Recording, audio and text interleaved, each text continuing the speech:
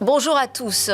Après les attaques en règle d'Elon Musk, le chambardement avec l'utilisation des intelligences artificielles, les colères aussi répétées de personnalités, des soupçons de parti pris politiques, d'enrichissement, l'encyclopédie collaborative Wikipédia, qui est rédigée, maintenue par des bénévoles du monde entier, est-elle menacée par la polémique? Ce sera notre sujet à la une aujourd'hui dans Smart Tech. Et puis, on aura aussi un rendez-vous avec le sujet de la privacy, vidéosurveillance JO 2024. On commence à avoir des retours, et ces retours sont mitigés. On en parlera en fin d'émission. Mais d'abord, pour commencer, 3 questions sur l'IA générative dans le domaine de la mode et du luxe. C'est tout de suite dans Smart Tech.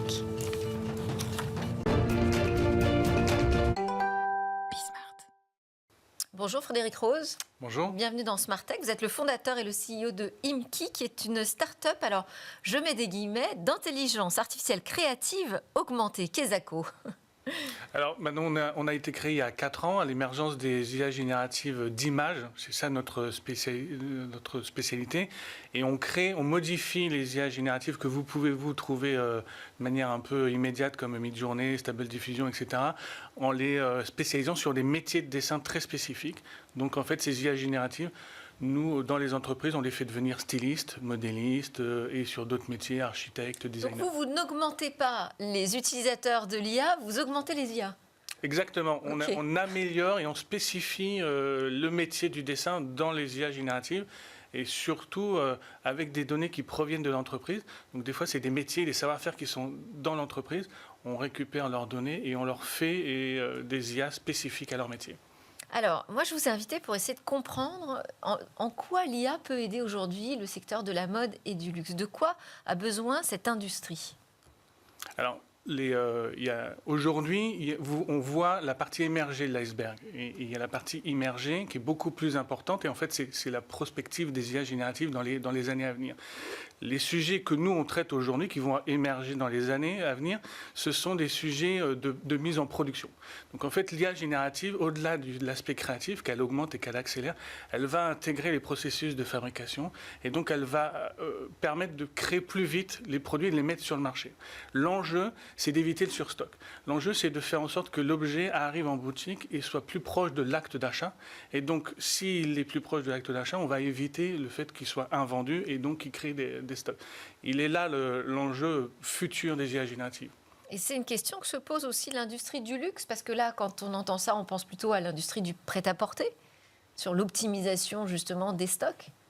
Ils ont exactement les mêmes problématiques. Les mêmes problématiques. Et est-ce qu'on n'est pas là face à un nouvel effet de mode, sans faire de jeu de mots, comme après les métavers? Parce que quand on nous a annoncé l'arrivée des métavers, on a vu toute l'industrie aussi de la mode et du luxe s'en emparer. Est-ce que là, c'est pas aussi cet effet un peu waouh de l'utilisation de l'IA? Alors, à mon sens, non, pas du tout. Moi, ça fait 20 ans que je travaille dans le monde de la culture et j'ai beaucoup travaillé toute forme de technologie. Le métavers, nous, on considère ça comme une enveloppe. C'est un véhicule. L'IA générative, c'est pas du tout ça. L'IA générative, c'est une révolution du process de construction d'un produit. Le métavers, ça n'a pas cet impact-là. Donc, à mon sens, les sujets qu'il y a eu du métaverse, NFT, blockchain, etc., dans le monde de la mode et du luxe, c'est plutôt des sujets de posture, de communication, de marketing. L'IA générative, on est sur un sujet industriel, de process et de méthode. Ça change le métier de designer, de création dans ces grandes maisons? Ah bah complètement, et surtout, moi souvent ils me disent oui, nos créatifs sont pas prêts. Et je leur dis c'est pas les créatifs d'aujourd'hui qui sont en train d'intégrer ces projets-là, ces sujets. Moi j'interviens dans les grandes écoles comme Boulle, Condé, et en fait les étudiants sont déjà en train de les utiliser. Donc la génération future des designers qui vont arriver dans ces maisons vont intégrer ces outils-là. Donc il faut ces outils soient qualifiés, sécurisés et très très proches de l'ADN de la marque. Et justement, comment on en fait un outil proche de l'ADN de la marque pour imiter un style? Parce que chaque maison a sa patte, sa griffe. Donc comment est-ce que vous travaillez? Quelle est la part de créativité qui est confiée finalement à l'intelligence artificielle et celle qui reste entre les mains du designer? Aucune part n'est donnée de créativité est donnée à l'intelligence artificielle. En fait, l'intelligence artificielle, c'est un super crayon. Mais elle est inerte. Si elle n'est pas pilotée par un DA, si elle n'est pas au service d'une vision artistique, elle ne sert à rien. Pour répondre à votre question sur l'ADN de la marque, en fait, nous, c'est justement le sujet d'Imki, on va créer sur les datas des grandes marques des IA qui vont absorber cet ADN, ses attributs, etc. Et surtout, on va les sécuriser parce que ça va devenir des outils de création extrêmement puissants. Maintenant, ça vient en soutien des designers parce qu'il faut... À quel moment? En amont, en aval? Tout le temps. Quasiment tout le temps parce qu'il y a plusieurs phases dans le processus de création. Ça va de l'idéation au prototypage. Est-ce que vous pouvez nous donner un exemple par exemple, ce que vous avez montré au CES de Las Vegas? Ben oui, c'est un exemple parlant. En fait, on a travaillé avec la marque Jonac. Oui. On a fait une Donc capsule. les chaussures, voilà, des chaussures. On a fait une capsule de chaussures dans la droite ligne des 60 ans qu'ils ont fêté récemment. Et finalement, on a dû... Donc là, c'est ce qu'on voit à l'image. Voilà, c'est ça. Donc on a dû entraîner l'IA sur l'ADN de Jonac. Il fallait que les chaussures qu'elle dessine soient dans les codes de la marque. Et ensuite, on a entraîné l'IA sur des techniques de maroquinerie qui sont le Richelieu, le lassage, etc. Ensuite, on a fusionné ça et ça a créé cette capsule. Et en fait, cette capsule-là, elle est vraiment dédiée à Jonac. Ces IA-là sont privées, secrètes et protégées sur des serveurs où personne n'y a accès. Parce qu'en fait, vous avez là tout le jus de la marque et de la technicité qu'il y a derrière le métier de chausseur. Eh bien, merci beaucoup pour cet aperçu. Frédéric Rose, je rappelle que vous êtes le fondateur et le CEO de IMKI, donc société française basée à Strasbourg. Merci. Félicitations. Allez, c'est l'heure de notre débat. On va s'intéresser à Wikipédia sous le feu des critiques.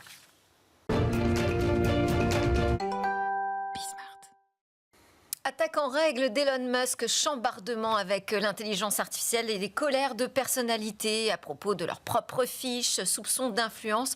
Alors voilà, on retrouve Wikipédia, l'encyclopédie collaborative, gérée, alimentée par des bénévoles dans le monde entier, sous le feu des critiques, menacée peut-être même par ces polémiques. Pour en parler, Rémi Gerbet est avec nous. Bonjour. Bonjour. Vous êtes diplômé d'histoire à la Sorbonne.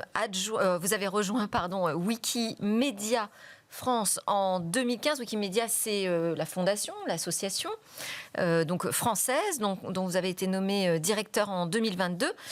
Donc vous représentez cette association et puis vous coordonnez finalement toutes les activités aujourd'hui de l'association et son équipe de salariés. Avec vous pour discuter de ce sujet également, Serge Abitboul, bonjour. Bonjour. Écrivain, chercheur en informatique INRIA. Dans vos recherches, Serge, vous êtes notamment consacré à la gestion des données, des informations, des connaissances sur le web. Et je vais signaler votre dernier ouvrage, puisqu'il traite pratiquement directement de ce sujet. Vive les communs numériques, logiciels libres, Wikipédia, le web, la science ouverte. Je cite le sous-titre. En entier. Tout ça paru aux éditions Odile Jacob. Alors, je voulais qu'on élimine tout de suite cette première attaque d'Elon Musk qui fait planer des soupçons d'enrichissement de l'encyclopédie Wikipédia. Il pose cette question, vous êtes-vous déjà demandé pourquoi la fondation Wikimedia veut autant d'argent? À quoi sert donc l'argent? Eh bien, à plusieurs choses. Premièrement, déjà, la fondation Wikimedia, elle s'occupe du coup de maintenir et de développer tous les serveurs qui hébergent les projets Wikimedia. On parle de Wikipédia, je rappelle que c'est un des projets parmi une dizaine d'autres, dont Wikidata par exemple, Wikimedia Commons. Et aujourd'hui, on a par exemple du coup plus de 320 versions linguistiques de Wikipédia. Ça demande énormément de travail, de maintenance, de développement. On ne peut pas dire non plus que les projets Wikimedia soient de toute dernière jeunesse. Il y a aussi besoin d'amélioration, de développement technique, des outils, exactement, pour la communauté. Et donc, ces dons servent essentiellement à maintenir tout ça. Et puis, une partie sert aussi à soutenir les comités de bénévoles sur le terrain, en France ou ailleurs, à mener des activités de contribution, à aller rencontrer des partenaires, des musées, des archives, des écoles. Donc, voilà un peu à quoi sert tout cet argent. Et puis, le monde est vaste et il y a encore beaucoup de connaissances qu'on n'a pas encore réussi à collecter et rassembler ce projet Wikimedia. Donc, c'est pour ça que la Fondation et le mouvement lancent chaque année un appel aux dons. Et repose sur les dons. Et repose à très très grande majorité sur les dons. Est-ce qu'on peut donner quelques chiffres sur ce que représente aujourd'hui Wikipédia dans le monde? Oui, comme je l'évoquais, effectivement, donc c'est 320 versions linguistiques de Wikipédia. Un autre Combien de exemple. Bénévoles? Alors, par exemple, sur la Wikipédia en français, on considère qu'il y a 20 000 contributeurs actifs par mois, donc ils font au moins une modification. La Wikipédia en français, c'est 2,4 millions d'articles, donc à maintenir, à développer, à corriger, etc. On peut aussi parler de la médiathèque Wikimedia Commons, je crois qu'il a franchi la barre des 300 millions d'images, de fichiers audio, vidéo, etc. Donc voilà un peu, ça me donne un peu l'idée de l'ampleur des projets. Ouais. Et donc commun numérique, Serge, par excellence, j'ai envie de dire, Wikipédia. C'est le prototype parfait, c'est l'emblème, on peut dire, des communs numériques, parce que d'abord, ça a énormément réussi. c'est imposé, tout le monde l'utilise en gros. Donc c'est vraiment un cas d'école, puisqu'on a une ressource qui est mise en commun, la ressource de toute cette encyclopédie qui est développée. On a une communauté, en fait on en a même plusieurs, on a la communauté des gens qui écrivent dans Wikipédia, puis l'énorme communauté des gens qui l'utilisent, et puis on a une gouvernance qui est une gouvernance, quand on regarde la taille et l'envergure du travail, c'est une gouvernance qui est quand même très très réduite, quand on compare à ce que ferait une boîte qui ferait la même chose, c'est rien du tout. L'overhead, le coût de cette structure est quand même très très léger, quoi que puisse raconter comme bêtise Elon Musk. Et qu'est-ce que vous appelez, Serge, un commun numérique? Qu'on comprenne bien ce que ça veut dire. Alors peut-être, si je peux me permettre de revenir un peu en arrière, il y a les communs, c'est des communs physiques, c'était des choses qui étaient partagées, des ressources qui étaient partagées déjà bien avant l'arrivée de l'informatique. Ça pouvait être les terrains communaux, ça pouvait être une forêt communale, donc qui était à la disposition de tout le monde. On s'en fout un peu de savoir à qui ça appartient, mais c'est géré collectivement et ça appartient à tout le monde, c'est une ressource partagée. Quand le numérique est arrivé, on s'est aperçu que le numérique était un booster incroyable de cette idée de commun. Donc cette idée de commun qui était un peu en perte de vitesse, on voit de moins en moins de terrains communaux, a pris une envergure considérable avec des flagships comme l'open source, le logiciel open source, l'open data dans certains aspects, ou évidemment Wikipédia, OpenStreetMap, etc. Donc c'est cette idée que on va mettre un petit peu de côté la question de propriété, donc on n'est pas dans le privé. On ne va pas non plus être dans le public, c'est pas l'État, c'est pas le gouvernement. C'est quelque chose entre les deux, dans lequel l'usage prime. Et donc c'est une ressource qui est mise en commun par une communauté de gens. Et Wikipédia est un exemple parfait. Donc pour simplifier un peu, c'est un triangle, une ressource, une communauté, une gouvernance. Quand vous avez ça, et des gens qui sont un peu dévoués à faire vivre cette communauté, vous avez un commun. Alors, on a fêté l'anniversaire de Wikipédia ensemble dans Smartech. Quel âge précisément aujourd'hui? Aujourd'hui, nous avons 24 ans. 24 ans. Bon. Est-ce que, au bout de 24 ans, l'outil ne s'essouffle pas? Est-ce que l'outil n'est pas cassé, comme l'estime encore notre cher Elon Musk? Alors, il n'est pas cassé, mais il fait face effectivement à des défis. Pour l'avenir, il ne faut pas non plus se voiler la face. Il y a effectivement la question de l'IA générative qui va effectivement utiliser massivement les contenus des projets Wikimedia. Il y a la question de l'IA générative aussi par rapport à la production elle-même de contenus qui peuvent ensuite être intégrés dans les projets Wikimedia, donc ça pose des questions. Est-ce qu'aujourd'hui, officiellement, dans les discussions que vous avez avec les bénévoles qui sont actifs sur l'encyclopédie, vous travaillez déjà avec l'IA générative? Alors, assez peu. Assez peu. J'ai vu sortir un papier scientifique là, il y a quelques jours qui parlait que sur Wikipédia, en anglais, je crois qu'il y avait 4% de contenu généré par IA qui avait été détecté. C'est pas interdit en tout cas. C'est pas interdit, mais disons qu'il y a quand même un travail qui est fait par la communauté de bénévoles pour essayer de les repérer et en tout cas les flaguer, en tout cas les montrer comme provenant de l'IA générative et non pas forcément générés par des contributeurs. C'est un de nos enjeux. Pour ajouter encore de la transparence. Tout à fait.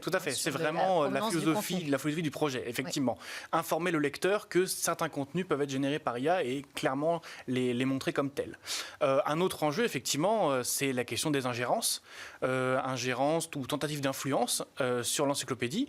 Ce n'est pas une nouveauté, ça a existé depuis quasiment tout le début de Wikipédia, mais c'est le cas encore aujourd'hui et peut-être même de plus en plus. Et donc ça signifie effectivement outiller la communauté des contributeurs pour qu'ils puissent mieux repérer ces tentatives, les encadrer, parce que ce n'est pas interdit, par exemple, de contribuer en étant rémunéré sur Wikipédia, par exemple, mais il faut toujours de la transparence, il faut toujours être honnête par rapport à nos actions. Et donc, s'il y a ce genre de tentative, en tout cas, les faire en sorte qu'elles respectent correctement les règles de l'encyclopédie. Et c'est un travail qui, je vous avoue, n'est pas évident. Et quand on s'était vu, on avait aussi parlé de la problématique des fiches des personnalités, qui sont peut-être celles qui posent aujourd'hui le plus de problèmes et qui n'a pas été résolue. C'est très compliqué aujourd'hui de pouvoir modifier une fiche de personnalité et de s'assurer qu'elle est complètement correcte. Oui, tout à fait, c'est compliqué. Alors, Wikipédia repose quand même sur un principe qui est de toujours s'appuyer sur des sources secondaires pour effectivement amener des informations sur l'encyclopédie. Si ces sources déjà elles-mêmes se trompent effectivement, il y a le risque que l'erreur se retrouve elle aussi sur Wikipédia, mais souvent c'est à Wikipédia qu'on en tient rigueur. Et la personnalité elle-même ne peut pas corriger sa fiche parce qu'elle est suspectée de ne pas être totalement neutre et honnête. Tout à fait. Ouais. Donc oui, effectivement, là-dessus, mais le conseil à chaque fois que l'on donne, c'est d'essayer de discuter avec la communauté. En fait, malheureusement, souvent, les personnes qui constatent une erreur ont tendance soit à sortir directement l'arme juridique, soit à être très agressives vis-à-vis de la communauté. Or, c'est pas comme ça que ça fonctionne sur Wikipédia. Il y a des pages de discussion derrière chaque article, et on invite les personnes plutôt à venir échanger avec les bénévoles, expliquer les problématiques auxquelles elles font face, et en général, on trouve toujours un consensus sur Wikipédia à la fin. Alors Serge, ça pose la question de la confiance. Comment est-ce qu'on peut, quelles sont les conditions de la confiance vis-à-vis de communs numériques ? C'est une question clé. Et d'abord, ça dépend du commun. Il y a énormément de variétés dans les communs numériques. Ça dépend de la ressource, ça dépend de la communauté, ça dépend de beaucoup de choses. Mais de toute façon, se pose la question de cette communauté doit avoir confiance dans son outil. Et dans le cas de Wikipédia, la difficulté, c'est quoi la communauté ? La communauté des utilisateurs, c'est le monde entier. Et oui. Et de fait, il y a aussi une question qui est un petit peu... qui est un peu un problème existentiel pour Wikipédia, c'est qu'en même temps, Wikipédia a pris une importance considérable dans la vie sociétale. Et donc, du coup, se trouve en opposition avec des forces considérables. Elon Musk, par exemple, c'est qu'un exemple, et depuis toujours.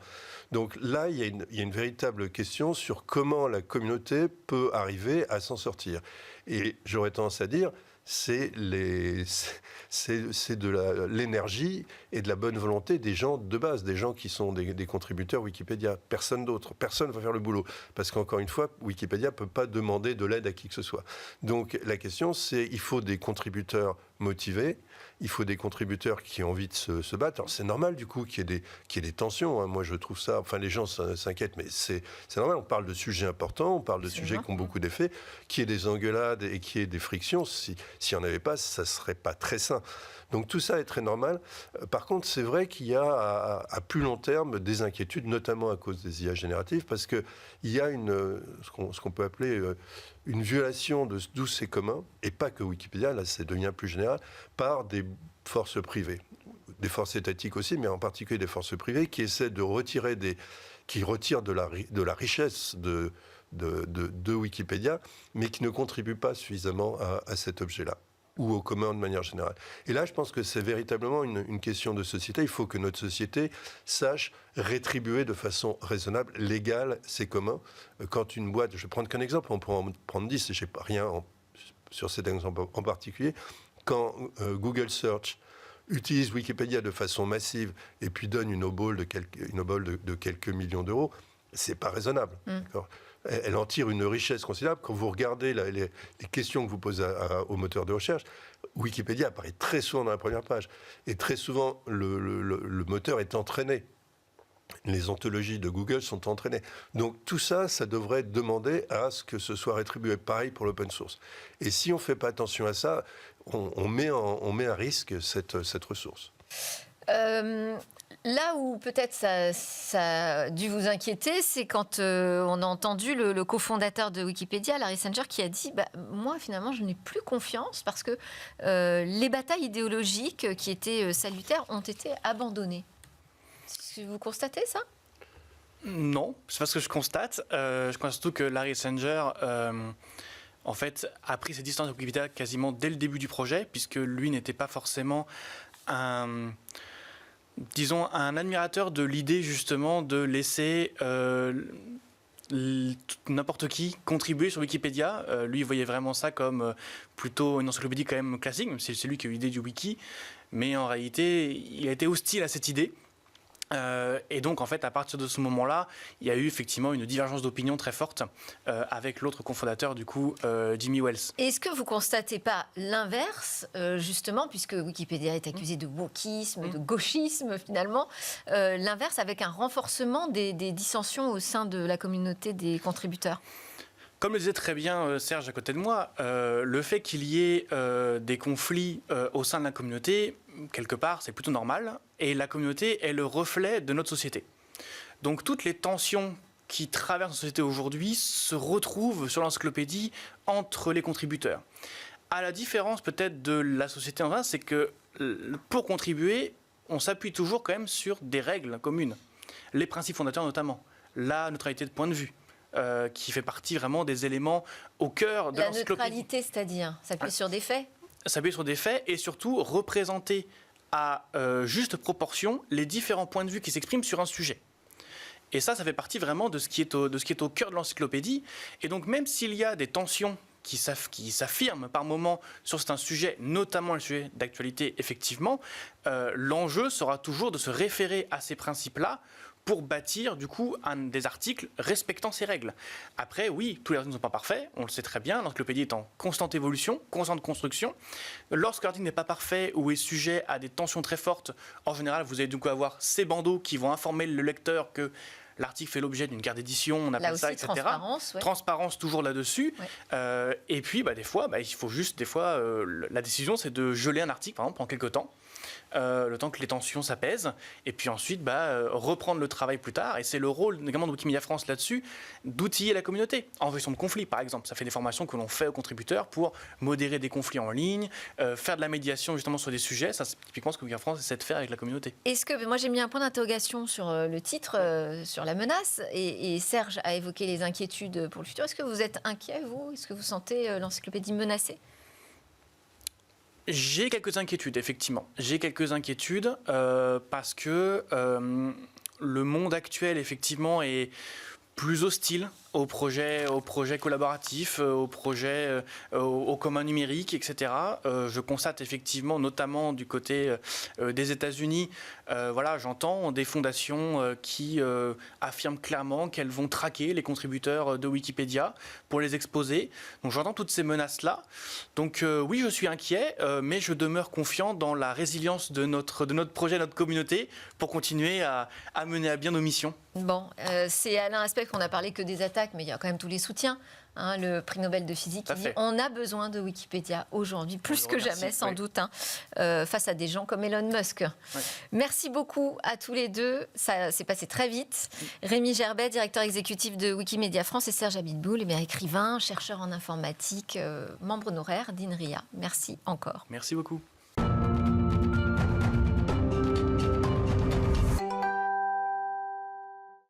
Allez, on termine avec des sujets de sécurité, avec Hervé Lejoin, advisor, qui est en plateau aujourd'hui. Bonjour Hervé. Bonjour Nathalie. Ravi. Donc, en matière de privacy, on commence à avoir des premiers retours sur l'utilisation de la vidéosurveillance pendant les Jeux 2024 qui se sont passés à Paris. Retour mitigé, mais on peut peut-être d'abord commencer par redonner le contexte. Oui, le contexte, c'était effectivement pour sécuriser effectivement ces Jeux Olympiques à Paris. Il y avait un gros enjeu de sécurité. Le gouvernement a autorisé en fait l'usage et l'ajout, on va dire, d'algorithmes d'intelligence artificielle sur le réseau de caméras de vidéosurveillance de Paris. Alors tout en mentionnant par ailleurs que ce n'était pas de la reconnaissance faciale, qu'il n'y avait pas de reconnaissance faciale dedans, mais néanmoins ça avait suscité déjà à l'époque un certain nombre de remarques en disant oui mais là il peut y avoir des atteintes à la vie privée et tout, mais néanmoins ça c'est fait.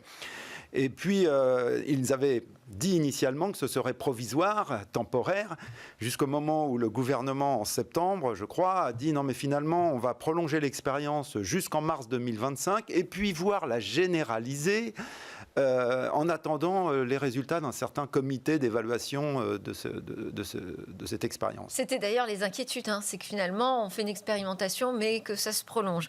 Alors quelles sont les conclusions quand même qui sont... Alors il y a un rapport effectivement qui a été fait par un comité d'évaluation d'experts, on imagine, puisqu'on ne sait pas trop, qui a été remis le 14 janvier au ministère de l'Intérieur et puis qui a pu être consulté à la fois par Le Monde, l'agence de Radio France et France Info. Et alors là, je vais citer quand même, parce que c'est assez intéressant, je vais citer vraiment ce qu'ils ont dit dans ce rapport, qui fait une centaine de pages à peu près, que le recours au traitement algorithmique mis en place dans le cadre de l'expérimentation s'est traduit par des performances techniques inégales, très variables, en fonction des opérateurs, des cas d'usage, des contextes d'utilisation, ainsi que des caractéristiques techniques et du positionnement des caméras. Alors effectivement, ça veut dire que ça ne s'est pas très bien passé. Et alors effectivement, quand on regarde les contextes d'utilisation, on se rend compte que par exemple, dès qu'il faisait un peu sombre, ça marchait beaucoup moins bien. Que c'était effectivement plus efficace dans des endroits bien cantonnés, comme les métros ou des gares, mais dès qu'on était en extérieur, c'était moins bon. Aussi, par exemple, concernant la reconnaissance en fait, des mouvements de foule, selon que la caméra elle était trop haute ou trop basse, ça n'allait pas bien reconnaître en fait ce qui se passait. Idem pour les mouvements de foule, quand il y avait des croisements de mouvements de foule, ça allait détecter des choses qui n'étaient pas du tout suspectes, mais qui étaient des mouvements faux positifs. Exactement, oui. Énormément de faux positifs. Et alors quant aux objets, c'est là où ça a été un peu plus loin. Ils ont détecté, ils ont assimilé des objets suspects avec des poubelles dans la rue, des abribus, des bancs, et le pire, avec même des personnes. C'est-à-dire que des SDF qui étaient par terre pouvaient être assimilés à des objets suspects. Donc on voit bien, on a bien vu ici finalement que cette expérience au niveau finalement fiabilité n'a pas été très très bonne. Et alors, que dit le rapport pour la suite ?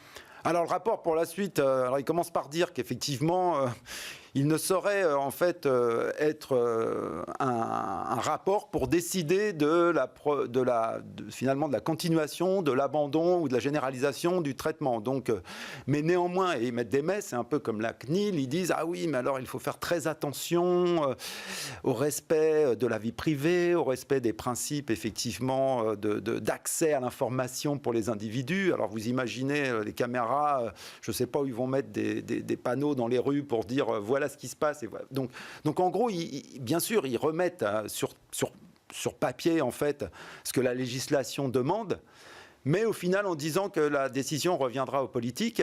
Et d'ailleurs, malgré, on va dire le relatif échec de cette expérience, le préfet de Paris ainsi que le ministère de l'Intérieur ont dit qu'ils souhaitaient généraliser et prolonger et généraliser cette expérience.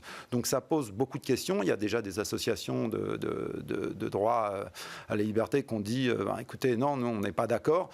Donc c'est vrai qu'on peut se poser des questions. Pourquoi, dans quel contexte ils veulent le faire, sachant qu'encore une fois, la technologie n'a pas l'air de bien fonctionner. Et on est dans un moment un peu complexe. Ouais, sujet toujours aussi sensible. Merci beaucoup Hervé Lejoin de l'avoir abordé avec nous dans Smart Tech. Merci à vous de nous suivre. C'était votre émission Sur la Tech, une émission où on discute beaucoup de l'impact du numérique dans la société. Vous nous suivez sur la chaîne Be Smart for Change. À très bientôt.